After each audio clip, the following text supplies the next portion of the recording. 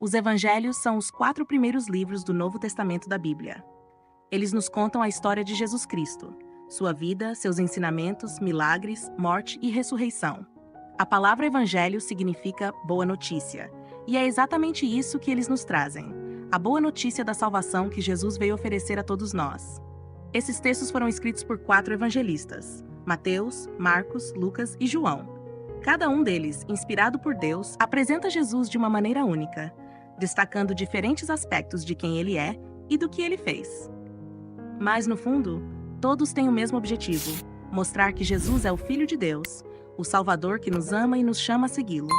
Esses evangelhos são o coração da nossa fé, e é através deles que conhecemos a mensagem central do cristianismo. Os 4 evangelhos que encontramos no Novo Testamento nos oferecem uma visão completa e rica sobre Jesus, mas cada um deles faz isso de uma maneira única.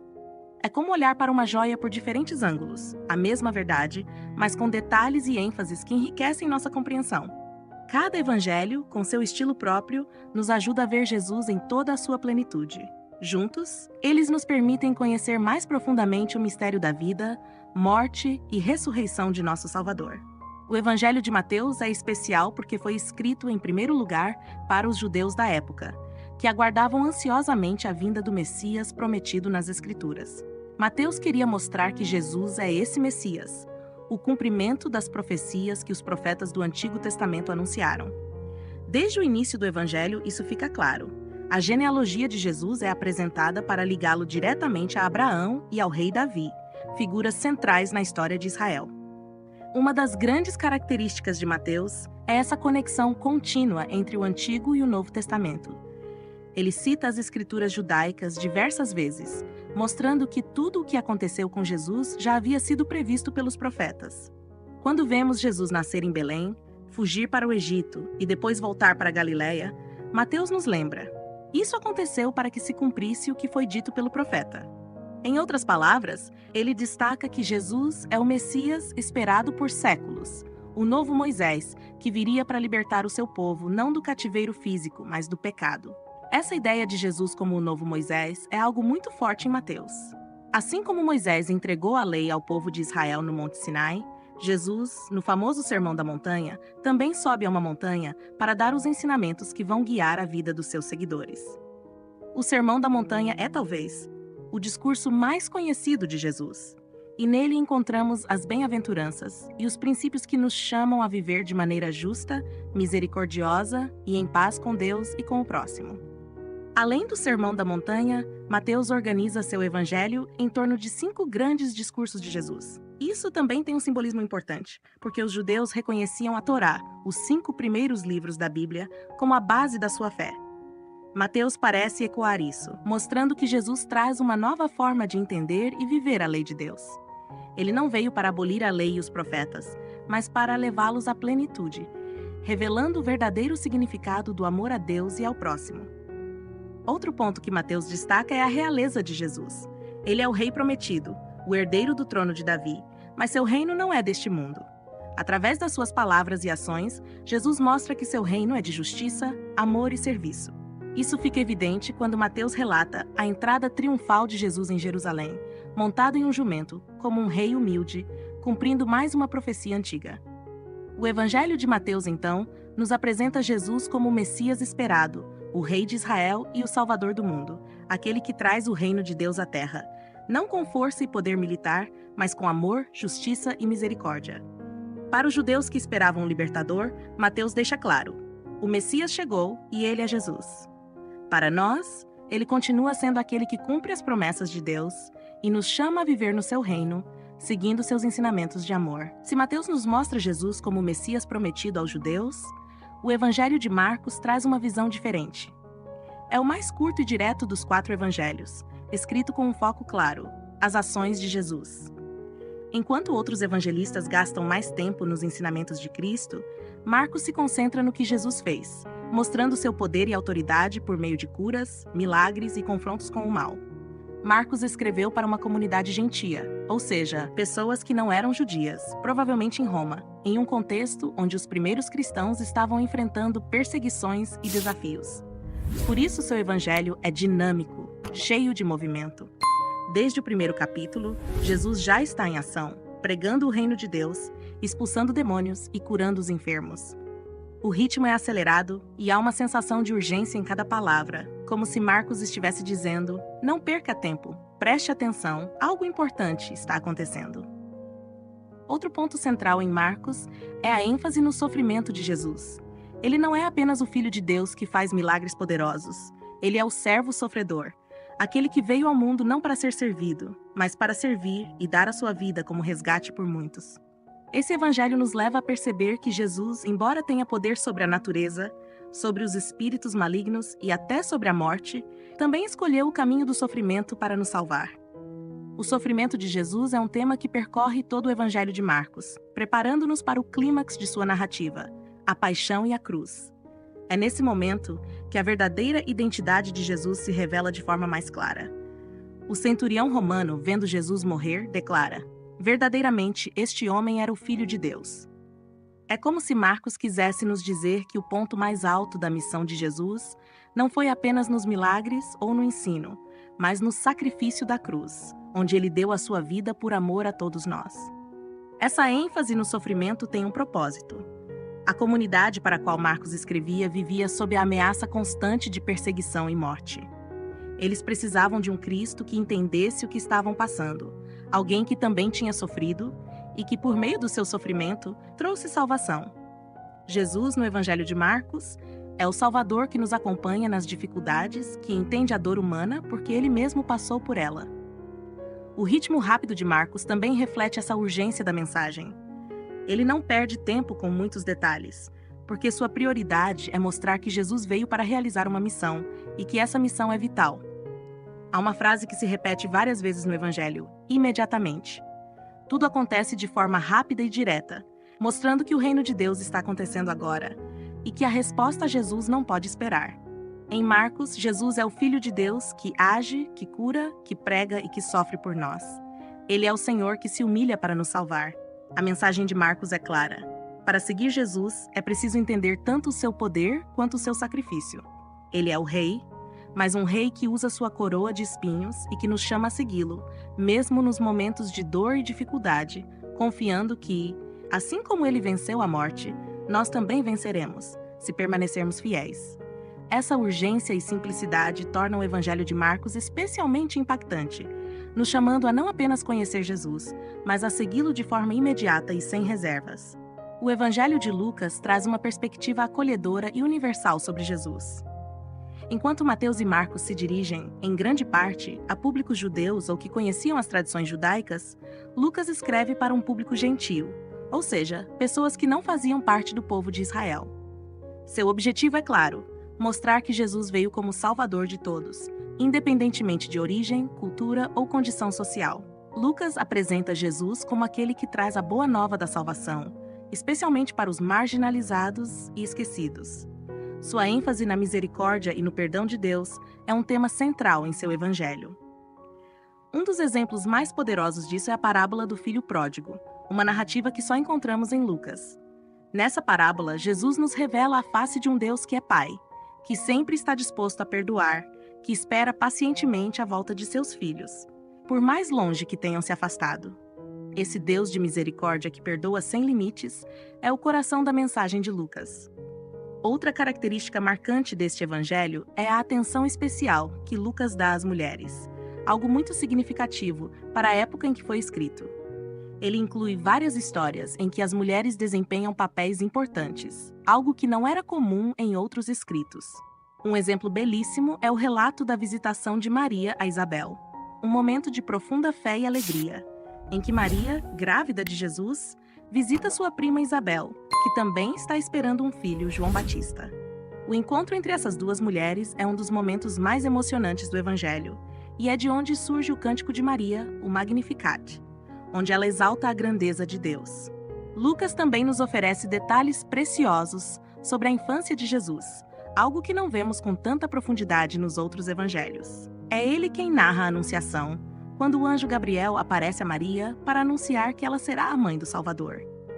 Esse momento é crucial para a fé cristã, porque revela a encarnação de Deus no ventre de uma jovem simples, de coração humilde, Lucas nos conta, com grande sensibilidade, a resposta corajosa e cheia de fé de Maria: Eis aqui a serva do Senhor, faça-se em mim segundo a tua palavra. Além disso, o nascimento de Jesus, o evento mais aguardado da história da humanidade, também é relatado com muitos detalhes por Lucas. É ele que nos dá a cena tão querida do menino Jesus nascendo em uma manjedoura, rodeado de humildade, enquanto os pastores são os primeiros a receber a boa nova do nascimento do Salvador. Essa ênfase nos pequenos e humildes reflete mais uma vez a visão de Lucas sobre Jesus como aquele que veio para todos, mas especialmente para os pobres e os necessitados. Em Lucas, vemos Jesus constantemente buscando os marginalizados, pecadores, estrangeiros, mulheres, pobres e até mesmo inimigos do povo judeu, como os samaritanos.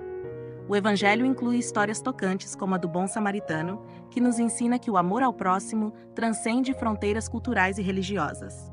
Jesus, no Evangelho de Lucas, é o Salvador que rompe barreiras e oferece perdão e cura a todos, sem distinção. Com seu estilo detalhado e cuidadoso, Lucas se preocupa em apresentar não só a vida de Jesus, mas também o impacto que ele teve nas vidas daqueles que o encontraram. O ritmo do Evangelho é mais calmo em comparação com Marcos, com descrições mais ricas que nos permitem ver as cenas com maior profundidade. O próprio Lucas era médico, o que talvez explique seu olhar atento aos detalhes e à humanidade de Jesus. Lucas nos convida a conhecer um Jesus profundamente misericordioso, que acolhe os de coração arrependido, que levanta os caídos e que nos chama a sermos agentes dessa mesma misericórdia no mundo. É um evangelho que nos lembra que o amor de Deus não tem fronteiras e que seu perdão está sempre à disposição de quem o busca. O Evangelho de João se destaca de uma maneira única em comparação aos outros 3 evangelhos, chamados sinópticos: Mateus, Marcos e Lucas. Enquanto os sinópticos seguem uma estrutura mais narrativa e cronológica, João nos oferece uma abordagem mais espiritual e teológica. Ele começa seu evangelho de forma profundamente reveladora. No princípio era o Verbo, e o Verbo estava com Deus, e o Verbo era Deus. Aqui João não está apenas nos contando sobre a vida de Jesus. Ele está nos mostrando quem Jesus é na sua essência divina. Neste evangelho, Jesus é apresentado como o Verbo de Deus, o Logos, a palavra eterna que existia antes de todas as coisas e que se fez carne para habitar entre nós. João não se concentra tanto nos eventos da vida de Jesus, mas sim em quem ele é, o Filho de Deus, a segunda pessoa da Santíssima Trindade. O objetivo de João é claro: ele quer que seus leitores e ouvintes compreendam profundamente a divindade de Cristo. Desde o começo, Jesus é revelado como aquele que não é apenas um mestre ou profeta, mas o próprio Deus encarnado. Ao longo do Evangelho, João nos apresenta sinais, que são milagres realizados por Jesus, mas que têm o objetivo de revelar sua verdadeira identidade. Esses sinais vão além de demonstrações de poder. Eles são manifestações da sua glória divina. Entre os mais conhecidos estão a transformação da água em vinho nas bodas de Caná, a multiplicação dos pães e peixes e a ressurreição de Lázaro. Cada um desses eventos é um sinal de que Jesus não é apenas um homem extraordinário, mas o próprio Deus que veio ao mundo para salvar a humanidade. Outro tema central no Evangelho de João é a luz. Jesus é descrito como a luz do mundo, a luz que brilha nas trevas e que as trevas não podem vencer. Essa luz é a vida, a verdade e a revelação de Deus. João nos convida a ver Jesus como aquele que ilumina o caminho para a vida eterna, aquele que dissipa as sombras da dúvida, do pecado e da morte. Ao longo de todo o Evangelho, essa metáfora da luz é entrelaçada com o chamado de Jesus para que seus seguidores andem na luz e permaneçam na verdade. João também nos apresenta longos discursos de Jesus, onde ele nos revela mais profundamente sua missão e quem ele é. Um desses discursos é o da Última Ceia, no qual Jesus se dirige aos seus discípulos de forma íntima e profunda, preparando-os para o que estava por vir, sua paixão, morte e ressurreição. É aqui que encontramos as palavras de Jesus sobre o amor, o mandamento novo que ele nos dá: amai-vos uns aos outros como eu vos amei. Esse amor sacrificial é o coração do seu ministério e da sua revelação. Em João, Jesus fala abertamente sobre sua relação com o Pai. Ele diz: eu e o Pai somos um, revelando a unidade entre ele e Deus. Esse evangelho enfatiza que quem vê Jesus vê o Pai, e que acreditar em Jesus é acreditar em Deus. O objetivo de João ao escrever é que todos possam acreditar que Jesus é o Cristo, o Filho de Deus, e que, crendo, tenham a vida eterna em seu nome. Esse foco na vida eterna é central, com Jesus constantemente nos lembrando que Ele é o caminho, a verdade e a vida, aquele que nos dá acesso ao Pai e à salvação. Outro tema importante é a ideia de verdade. Jesus diz: "Eu sou a verdade, e a verdade vos libertará." João quer que entendamos que em Jesus encontramos a verdade última, não apenas sobre Deus, mas sobre nós mesmos e o propósito de nossas vidas. Seguir a verdade é seguir a Jesus, e essa verdade nos liberta das mentiras do pecado e do mundo. O Evangelho de João nos convida a entrar em uma compreensão profunda da pessoa de Jesus. Não é apenas sobre os acontecimentos da sua vida, mas sobre sua identidade como Deus encarnado. Ao longo de todo o Evangelho, João nos chama a um encontro com Cristo, aquele que é luz, vida e verdade, o Verbo eterno que se fez carne para que pudéssemos ter vida em abundância. Em resumo, enquanto os outros evangelhos nos mostram Jesus terreno, caminhando e ensinando entre nós, João nos eleva a uma dimensão espiritual mais profunda. Ele nos revela o Cristo celestial, o Filho de Deus, que veio ao mundo para nos dar a vida eterna. É um evangelho de contemplação que nos convida a olhar para Jesus e, ao crer nele, descobrir a plenitude da vida divina que ele nos oferece. Os 4 evangelhos existem porque cada um deles revela uma faceta única e complementar da vida e missão de Jesus Cristo. Nenhum evangelho sozinho consegue captar toda a profundidade da pessoa de Jesus, mas juntos, eles nos oferecem uma visão mais completa. Ao invés de termos um único relato, os 4 evangelhos nos permitem conhecer mais profundamente os muitos aspectos da missão de Cristo, de forma que possamos entendê-lo em toda a sua plenitude. É como se cada evangelho fosse uma janela diferente para a mesma verdade, e ao olharmos por todas elas, temos uma visão mais rica e completa de quem Jesus é. Ler os evangelhos não é apenas um exercício intelectual, mas uma forma de nos encontrarmos com Jesus vivo. Ao dedicar tempo para refletir sobre suas palavras e ações, nossa fé se aprofunda, nosso entendimento cresce e nosso coração se enche da presença de Deus. Os evangelhos nos ensinam como viver de acordo com a vontade de Deus, como seguir o exemplo de Cristo e, acima de tudo, como nos deixar transformar pelo amor que Ele nos oferece. Portanto, que possamos, de maneira contínua, nos voltar para os evangelhos, não apenas como um texto histórico, mas como uma fonte de vida, de fé e de transformação pessoal. Se você gostou deste vídeo, não esqueça de deixar seu like e se inscrever no canal para não perder nenhum conteúdo. Ative o sininho de notificações para ficar por dentro de todas as novidades que estamos trazendo para você. Queremos muito ouvir sua opinião, então não hesite em deixar um comentário abaixo com suas dúvidas ou sugestões. E se você deseja se aprofundar ainda mais no tema da Bíblia, assista ao nosso vídeo sobre como os livros da Bíblia foram escolhidos, entenda o processo de formação. É uma ótima oportunidade para entender melhor a riqueza e a história que envolvem as Escrituras. Obrigado por estar conosco e até a próxima!